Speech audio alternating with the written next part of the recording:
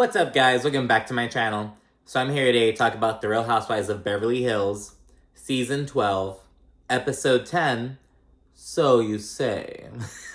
So be sure to rate, comment, subscribe. Let's jump right on into it. And so we're back at Sutton's housewarming party, and Rinna, she just got done. She's basically like, oh, Sutton, did you or did you not call Diana a soulless motherfucker at Garcelle's birthday party? Because Rinna wasn't there, and in between Garcelle's birthday party and Sutton's housewarming party, Rinna sat down with Diana, and she got all the tea on that, but she only got half the story. She got Diana's half, which was, oh yeah, Sutton was just coming after me, and she called me soulless and a motherfucker, but Diana didn't say anything about the shit she was pulling, about how she was mocking Sutton, and it was really nasty, actually. I mean this because I've had 2 miscarriages, so I understand. Oh, here we go with the big blue eyes. They're green. green. They're gonna be teary and then blah, blah. Sutton, she's basically reacting to this information, though. She's reacting to Rinna coming for after Sutton. And she's basically like, oh, well, I did, but, she said some things as well, and we're all good now. Like, we hugged, and we had a moment, and we made up. And Rinna's like, I don't think Diana had that same takeaway. Lisa Rinna is basically saying that Diana still has a problem with Sutton. And Sutton, she's kind of caught off guard by this. She's like, oh, I thought that the moment we had was genuine. And Kyle's like rolling her eyes, and she's like, okay, girl. And again, Diana conveniently left out the shit she pulled, and Sutton's really honing in on the fact that when Sutton brought up her 2 miscarriages, Diana, she was like, oh, you're gonna start crying now with your big blue eyes. Like, being all stupid. And it's like, Diana, you fucking bitch. It was like, such a disgusting person. And while Sutton's discussing the interaction she had with Diana, Kyle jumps in. And Kyle's basically like, oh, you guys didn't really end on the best terms, blah, blah. And then Garcelle, she comes in and she needs to check Kyle for jumping ship / basically blindly taking Diana's side. So, and we see a clip back of how Kyle's acting, and Kyle's drunk ass, after rubbing her coochie all across the fucking dance floor, she was defending Diana tooth and nail against Sutton and Garcelle, but she wasn't, defending Sutton at all from the shit Diana was saying. And it's just really, Kyle's true colors showed. She does not like Sutton, basically. Kyle, she denies jumping ship or blindly following Diana. And she's like, I don't know where this is coming from. It's like, bitch, really? You don't know where this is coming from? It's like, ugh, come on, Kyle, So after that little interaction, the ladies need to move on inside, move the party back in. And it's like, they should have just kept the party inside then. And again, because the ground is all, mucky, just rained the night before, and Sutton refused to change her plans of having it outside. And it's like, you could have bought, a really cheap-ass outdoor rug to just ruin, or, hell, something. It was just, ugh. But they just need to move on inside. Because Sutton's on Bumble. She's on dating apps. Her Bumble goes off, and Kyle and Erika, they're all like, oh, Sutton, you have to FaceTime one of these matches. You have to FaceTime one of them. It was being all annoying, and I don't know why Sutton went along with it. You can't see, it's like, I'd be so, girl, no, but Sutton didn't really care that much, because she let it happen, and they actually do it, and the girls are all having fun. There's laughing, a bunch of high school girls, But before that goes further, Sutton kind of tells us a bit about online dating in general. She's like, I'm not online just to chat with you. I want to match with you, meet in person, face to face, and get to know you. And then Sutton's like, and sometimes I'll have my assistant Joshua. He came on, she introduced him 2 episodes ago, in the first half of Garcelle's birthday party. And she's like, oh yeah, I sometimes have Joshua there to help make sure that I'm not roofied, because that happens. Then it flashes to Joshua, and they refer to him as Sutton's assistant / snatch guard. And I was so caught off guard by it. I was like, holy shit. I was like, because I was not expecting. Because, you know, there's some things you expect from production, like, oh, their rental house, or like, oh, Drew's fourth, like, you expect certain things from production, but it was like Snatch Guard. I was like, oh my, like that caught me all off guard. It was funny though. But yeah, so back to the FaceTime thing. They proceed to call this guy named Sanjit or Sanjit. I think it's Sanjit. I don't know. Sanjit, Sanjit. He answers, and the girls are like, ah! Like they're all, I think they're surprised that it was like, because it was like an Indian dude. Like, oh my, okay, Sutton, you know? Like, I think they weren't expecting it. But no, all the girls, so it started with Kyle and Erika encouraging Sutton to, it was Kyle and Erika who were encouraging Sutton to do it.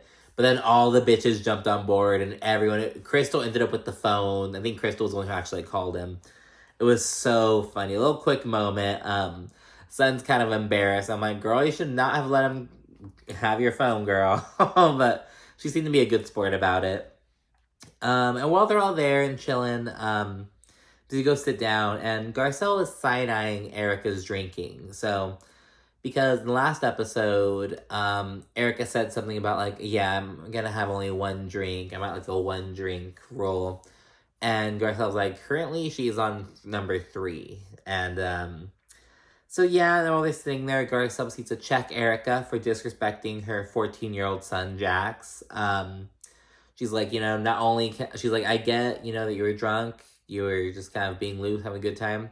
But it's not an excuse to disrespect not only a kid, but my kid. Like, that's not cool, blah, blah, blah. Erika takes accountability. She says that she, like, didn't mean any harm or anything, blah, blah, blah. Garcelle then proceeds to say that Erika kind of needs to find a balance between her drinking and her medication. Because she's referencing Erika's behavior at both her party and in Mexico.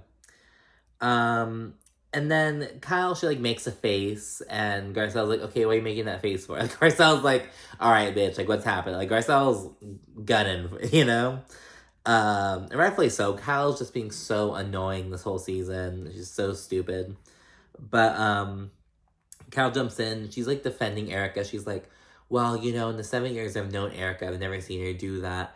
It's, like, 2 times in 7 years. I think she's allowed to hit a bump every now and then. And Garcelle goes off. She's like, this is what I mean by jumping ship, Kyle. You know, I'm talking to Erika. Like, why do you have to jump in and insert yourself? And in the confessional, Kyle's being all stupid about it. She's like, oh, you know, I'm just saying what I believe. And yeah, it might be wrong that Erika told Garcelle's son to fuck off, but am I glad that Erika's letting her hair down and being loose? Absolutely. And I'm not afraid to say it. That's not jumping ship. And it's like, okay, like, it's just so stupid. Well, I've known Erika for 7 years, and never once have I seen her lose her composure one time, so I think she's allowed a little bump here. This is what I mean by jumping ship, Kyle. This is what I mean by jumping ship. I'm having a conversation with her, and, you know, it's not like I'm saying anything badly. She's literally had 2 in 7 years. But I'm not talking to you. I'm talking to her. Was it wrong for Erika to tell Garcelle's son to f off? 100%. But am I happy that she's let her hair down and having some fun and not so guarded as she used to be? Absolutely. Erika then kind of pivots, and she compliments Garcelle's parenting and how she was the twins, and she was like, oh, might I add that before I insulted your children, I said that they were so well-spoken and that I liked that they were actually interacting with people. Basically, she liked that they were, like, interacting with people in the party and they weren't just, like, in the corner on their phones, you know? And it was like, Erika, be careful. Like, where's Ebony K. Williams? But people online were like, I didn't like that Erika, you know, said that. Garcelle actually seemed to kind of appreciate it. She's like, oh, thank you. I think Erika kind of saved it by... The well-spoken thing came off bad, but Erika saved it with, oh, you know, they weren't out in the corner on their phones and stuff, because that is a common, you know, thing for every... Hell, I'd be doing that at fucking family reunions, and I'm fucking 25. It's like, no, I don't want to talk to you. But yeah, they're like, yeah, well, Garcelle raised her sons right, blah, blah, blah. And Garcelle says something about, like, am I annoyed with Erika? Yes. But has she earned a point? Yeah, I guess. Then we have Sheree. She brings up Erika wanting to have a threesome with Oliver. And Erica's like, I would. Like, yes. And Sheree, she's like, me too, bitch. And all the girls are like, ah! And Garcelle's like, oh my god. And she was mainly, she doesn't really give a fuck about the Oliver stuff, but the 14-year-old stuff. She's like, okay, no, he's a baby. Like, no. But Oliver, he's a grown-ass man who's married. And so Garcelle's like, whatever. And so it's just good vibes. It does end on pretty good vibes. And that's the end of Sutton's housewarming party. Then the next scene is Garcelle and her twins, and I believe one of their friends. They have this store called Cookies and Kicks, and Garcelle's like flabbergasted because like this luxury sneaker store, and they're like so all kinds of huge walls of sneakers and shit like that. So it's like a luxury kind of store like that. And Garcelle's just like flabbergasted and tripping over how expensive some of the shit is. Oh my God, that one's $2,200 for a pair of sneakers? Get out of here. Okay, move away from this wall. This one's $5,000. Check the price of these. $9,800. What does it do?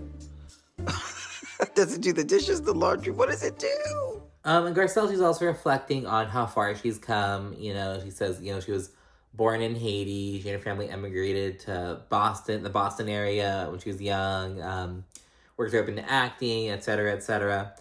And she also kind of focuses on people doubting her following her divorce. Her split from Mike, the father of her two 14-year-olds.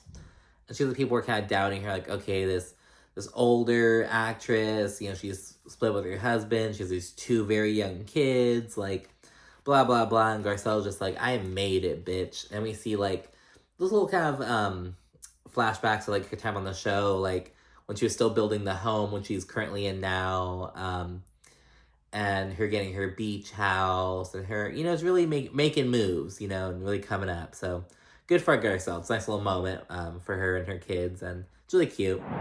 Then we have a quick scene with Cal and Mauricio. They're preparing to host some people over for Hannukah. It's Mauricio's family, like his mom and dad, who are divorced. His dad's girlfriend, or his dad's, I think they're married. I think it's his dad's wife. His stepmom, I believe. Maybe it's his girlfriend, I don't recall. And then they're also having Dorit and her kids over, because Dorit was raised Jewish. Her dad's from Israel. Was she raised Jewish? Well, she said they celebrated the cultural traditions. I don't know if she, like, went to temple and shit, but she, like, celebrated the traditions and stuff, because her dad was from Israel. So Dorit and the kids are there, because PK, he's over in London, and, if you recall, Dorit, she's kind of, like, over everything, because, PK was in London back when the break-in happened. It was just, like, 5 weeks ago. And now he's back over in London, and Dorit's alone with the kids, but I'm sure she's at least setting the fucking alarm now. I can say that. No shade. Maybe a little bit of shade. And then we quickly over to Diana. She's having a little family scene, and it's her with her gay fiance and her son, who's like 22 years old, I believe, and her son's girlfriend. And Diana said she loves having a full house because her dad was an orphan and stuff like that. Diana FaceTimes her daughter. She's overseas. She's living with her dad over in England, and she's currently in Spain because she's an equestrian, and she's like doing some horse competition bullshit over in Spain. And then Diana, she's so stuck on Garcelle and Sutton. So in their confessional, when talking about her fucking family scene, Diana's like, so although some think that I'm cold or rude, my family would disagree with that. And it's like, girl, what? Like, no, shut the fuck up. It's like some, like, although some may think that I'm ugly, my mom thinks I'm beautiful. It's like, girl, shut the fuck up. Like, you know what I mean? God, I cannot stand Diana. What do you think about Diana? Like, I really just want to get, like, a comment. Like, obviously a lot of people dislike, people like collectively dislike her. Do you think that she's definitely gonna get kicked off the show? Do you think that she might get demoted? Do you think it'll, like, Bravo's gonna condemn her? Because the reunion has not happened yet. So, I don't know. I'm excited to see how it pans out. You know, regardless of what direction it goes, I'm excited to see what Bravo does. Because, like I said, like, 98% of fans online, like, hate her. So, yeah, we'll see what way it goes. Now I have Kyle. She's linking up with Garcelle and Sheree for some brunch. Garcelle, she gets straight to the point. She tells Kyle that, they kind of bring up the thing about Erika, about how, Kyle, like, jumped into, Garcelle's conversation with Erika, and basically about how Kyle just stays defending Erika, which she continues to do during this meeting. Kyle, she's like, oh, Erika's letting her hair down, she's being free, like, just making excuses for Erika's bad behavior. And Garcelle, she's like, and you don't think that could lead to alcoholism? And it's like, she said it, you know? I get it. She's been through a lot. But you also said you need to control your meds and your Yes, drinking. she does need to do that. It's because the drinking is becoming a lot. It's 2 times. So for me, I was like, she's gone through so much. She's sort of like being a little more free with us and letting her hair down and showing a more vulnerable And you side don't to think her. that could lead to an alcoholism? You don't think that's a problem? I think that's a very dramatic statement. And Kyle, she's like taken aback because of Kyle's own past experience with calling out her sister Kim, calling her an alcoholic on national TV back during season 1. And so Kyle's like, okay, well, because of that, I'm kind of wary about this. And it's like, Kyle, I don't know, but it's like, you have to be honest with people you love. You know what I mean? And it's like, you have to be able to, and Garcelle and Sutton are like, Garcelle specifically, she's the only one who is like, express, because Sutton will agree that Erika has like, maybe an issue going on, but Garcelle is the only one like saying something about it.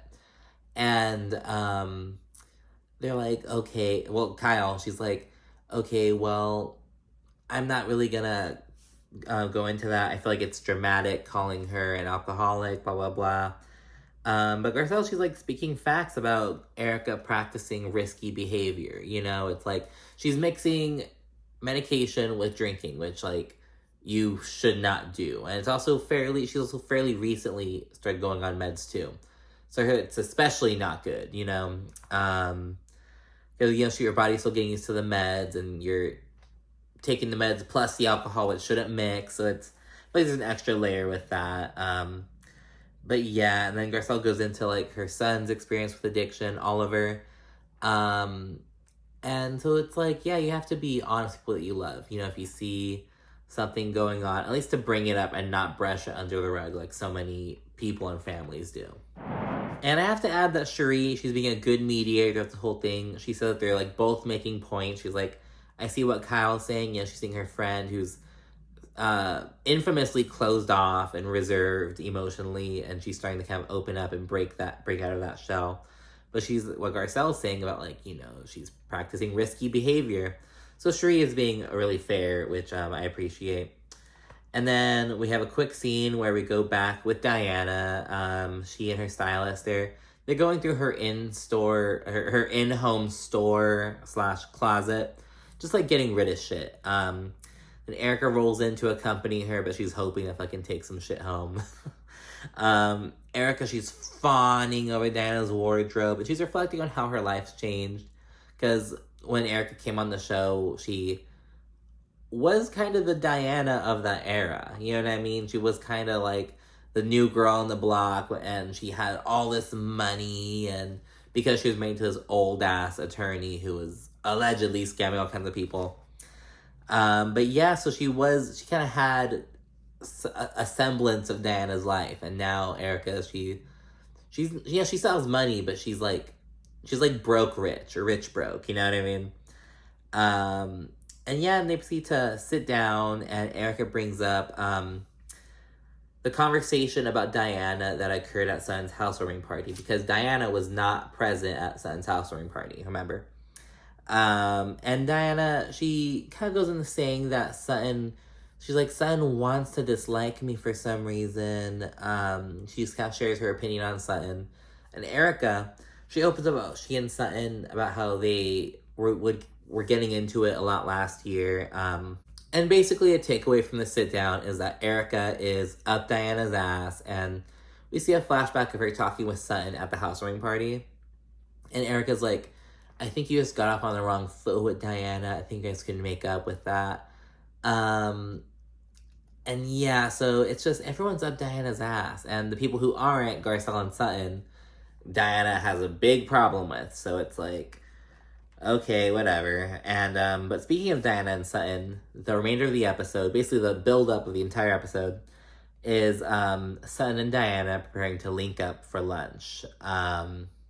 So yeah, and this was sparked because at Sutton's housewarming party, Lisa spilled the beans to Sutton that, you know, Diana still has a problem with you. Because remember, Sutton's claiming that she thought they were completely good. Sutton was like, I thought we were on good terms, yada, yada, yada.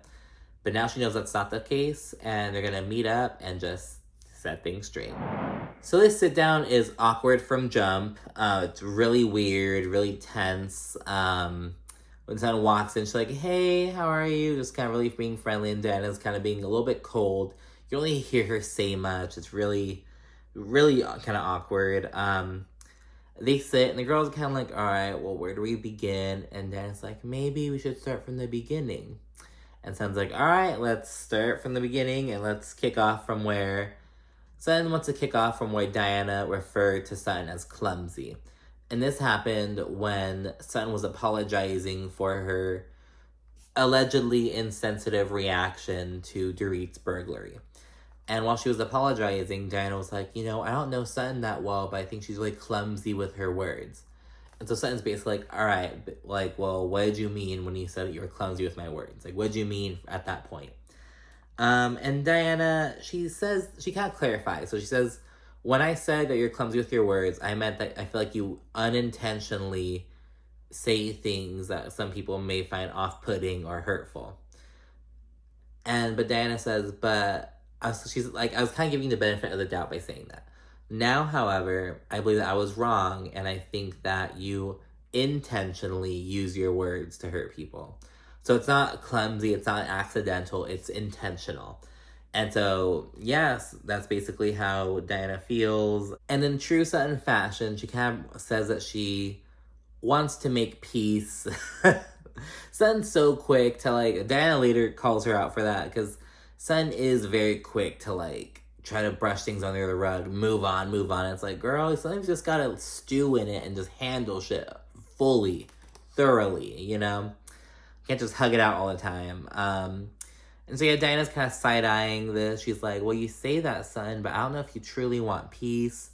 Diana references Sutton provoking her at Garcelle's party by demanding an explanation about Diana.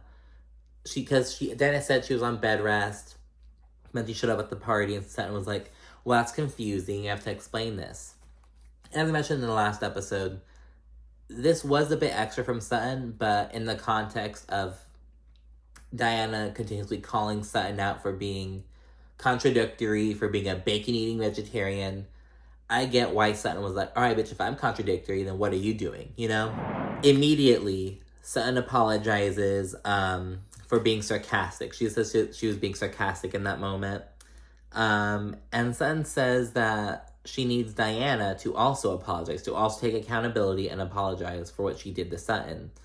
And Diana's like, well, what did I do to you, Sutton? And Sutton's like, you mocked my 2 miscarriages. And we again see the nasty video of Diana being like, oh, you had 2 miscarriages. Oh, you're gonna cry. Blah, blah, blah. And it's like, oh my God, it's so nasty. And Diana, she's still stuck, because Diana's response to this is, well, do you know how you said that, though? Do you know how you brought up your 2 miscarriages? And Diana's like, oh, you brought it up as a way to, one-up me. To be like, oh, I see that you had 1 miscarriage, but I had 2. And it's like, but even if Sutton were trying to one-up you, does that make your response to that okay? Does that make it okay to mock her 2 miscarriage? You know what I mean? It's like, that doesn't make it okay.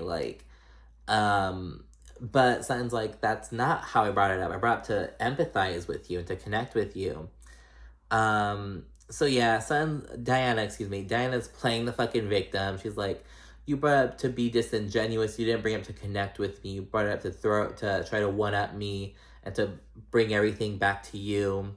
Because Diana thinks that Sutton has a problem. She thinks that Sutton has to bring every conversation back to her and to make herself the center of each conversation. And Diana proceeds to say that she feels like Sutton can't communicate properly. But Sutton claps back by saying, Diana, I think you're delusional. And it's like, ooh, that's the first one that probably that's stuck. It's like, it's like, you can't communicate properly, but it's like, you're a delusional ass bitch. It's like, I feel like that's hitting different. And then it's just going in circles. She just keeps saying Sutton has to one up everyone and she's disingenuous, just being fake. But then Sutton, she calls out Diana for being fake. She's like, you're so obsessed with calling me fake and being truth. But I thought that I thought that we walked away from Garcelle's birthday party on good terms. We hugged it out and I thought that we had a moment. And Diana's like, oh no, I was being fake. That was the fakest hug I've had in my life. And Sutton's like, well, it meant something to me, so you're admitting that you're fake. So what the fuck? And again, it's like, Diana's been talking about, oh, I'm so real, I'm real. Well, you're being fake now. And she is, granted, Diana is admitting that she was being fake, so I guess you could say she's being real in that respect. But you know what I mean? It's like, whatever, girl. And Sutton, she's like, it's really shitty of you to be fake like that. That's a shitty thing for you to do. And Diana's like, what's shitty of me to do? For me to not let you walk all over me? For me not let you abuse me? Like, she's going all fucking extra and shit. And again, just playing the victim, acting like she hasn't been the aggressor in damn near every fucking situation she's been in. And I feel like at the reunion, Diana's just gonna break out by fucking crying. She's gonna bring out her upbringing, her Bosnian culture, and how it's shaped. It's like, girl, like, cut the bullshit. I mean, you're a bitch. Own it. Own your villain role. Like, Caroline Stanbury on Dubai, she's really annoying, but I feel like she's owning her villain role. She's like, yes, I'm a bitch. Yes, I'm cold, and I don't care. And it's like, okay, that is, like, it's nasty. It's yucky, but it's like, you get what you get, I don't know. I feel like I can appreciate that to an extent, Not this bullshit from Diana. And again, but Diana does make a good point regarding Sutton always just being like, okay, we have, like, she says Sutton brings up issues and she just wants to hug it out afterwards. And Diana's like, you can't just hug it out and shit. I do agree with that. I hate Diana and I don't fuck with her, but I agree with that point on Sutton. It's like, girl, she's so, look at how she handled her situation with Crystal. Look how she handles her situation with Diana. She wants to hug everything out. It's like, girl, no, you gotta just handle. And the girls that keep going back and forth, it's very circular. It's just a really nasty interaction. Diana's doing a lot of gaslighting, trying to play the victim, acting like she hasn't been acting like that big bad wolf bitch up in this shit. So, it's really awkward, and it ends shortly thereafter. Sutton and Diana really make no progress. So, like I said, this sit-down was like everyone was like waiting for a sit-down to happen in this episode, but like nothing came of it. It's very much just like, yeah, we still have issues, but let's try to be cordial. Because I guess the next big event is going to be like a charity event at Kyle's place. So the girl's like, yeah, we'll play nice and let's keep it trucking. And so what's the point of this sit down? Like, I don't know. Like, nothing came of it. Basically, the only thing that came of this is that Sutton realized that she and Diana still have problems. And it's like, that's something that everyone else knew, So nothing came of this. So it was an alright episode. The highlight was definitely Garcelle going off on Kyle and just handling and just, because really showing, because Kyle's being annoying. Kyle's being just an annoying bitch. So I just love seeing someone getting her together. But it was it was kind of a mediocre episode, I must say. It wasn't, not a whole lot happened. This sit down was very anticlimactic. The sit down was kind of, it was kind of yucky. Nothing really came of it. And there's just a lot of little mini scenes, a lot of mini family scenes in between. But anyways, tell me what you thought about the episode. What do you think about what's going on, the dynamics and shit. Be sure to rate, comment, subscribe. And yeah, thanks for watching. Bye.